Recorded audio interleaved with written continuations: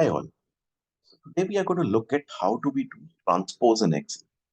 Let's say I have this data set wherein we have names, marks, and home. Suppose if I want to transpose this data, that means I want to convert rows to columns and columns to rows. So firstly, what I'll do is I'll select this data.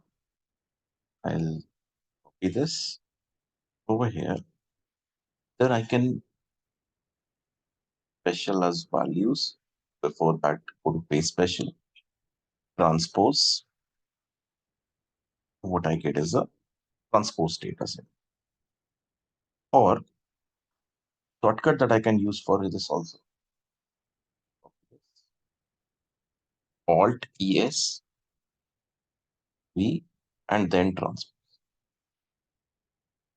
Further, another methodology is, let's say, for this data set here. So here I see that I have three rows and four. So when I transpose this, I will have four rows and three columns. So I'll select four rows and three columns. Then I'll write equal to. I'll select the A, close this, Control Shift Enter.